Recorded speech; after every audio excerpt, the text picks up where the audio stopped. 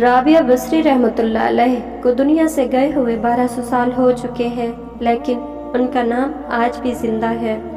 رابعہ بصری نہ کوئی شہزادی تھیں، نہ کوئی ملکہ تھیں، نہ کوئی وہ خوبصورت تھیں، نہ کوئی خاندانی تھی، بلکہ عورت ہونے کے لحاظ سے ہر عیب اس میں تھا۔ ان کی ایک عادت یہ تھی، وہ روزانہ عشاء کی نماز کے بعد غسل کر کے کپڑے بدل کے اپنے خاوند سے پوچھتی تھیں، کیا آپ کو میری ضرورت ہے؟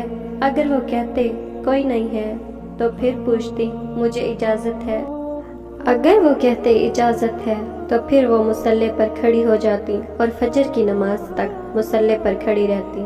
ان کا خاوند جلد فوت ہو گیا، جوانی میں ہی بیوہ ہو گئی، تو حسن بصری بصرہ کے امام، سارے مسلمانوں کے امام تھے، وہ خود چل کر آئے اور کہا میں آپ سے شادی کرنا چاہتا ہوں۔ ان کو کوئی شادی کا شوق نہیں تھا، وہ تو اولاد کے قابل بھی نہیں تھی، صرف ان کی نیکی اور ان کا جو اللہ سے تعلق تھا۔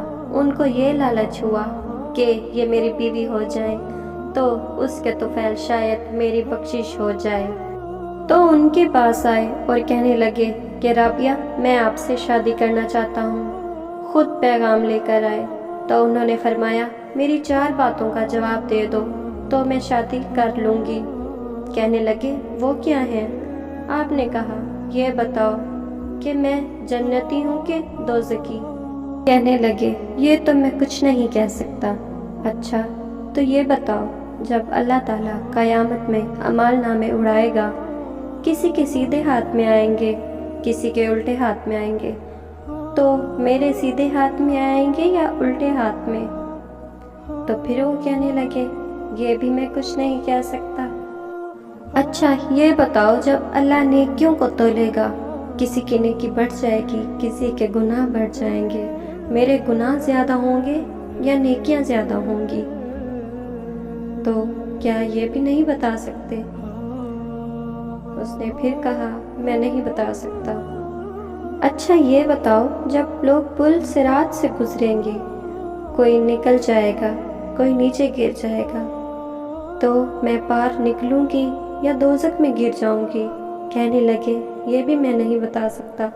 تو پھر فرمایا اچھا جاؤ تم، مجھے تیاری کرنے دو، مجھے ان 4 باتوں کی تیاری کرنی ہے، میرے پاس شادی کے لیے وقت کوئی نہیں ہے۔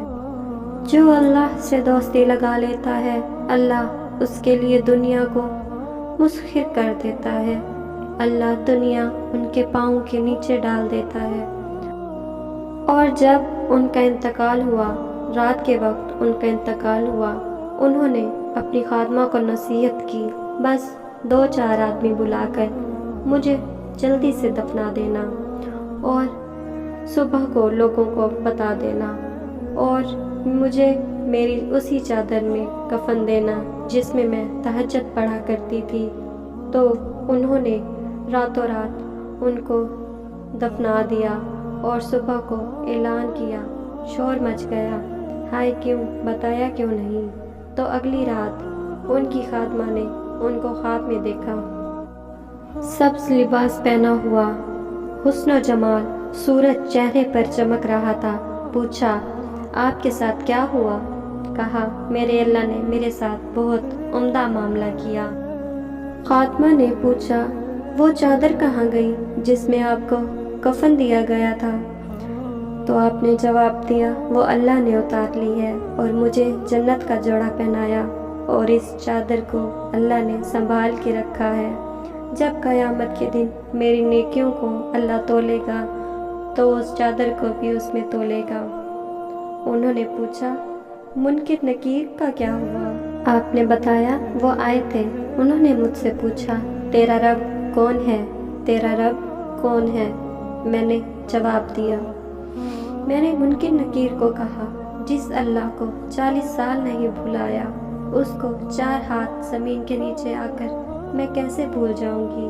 جس رب کی میں نے پوری زندگی عبادت کی، اسے 4 ہاتھ زمین کے نیچے آ کر کیسے بھلاؤں گی؟ تو منکر نکیر نے کہا اس کا آگے کیا حساب لینا، چلو بھائی واپس چلو۔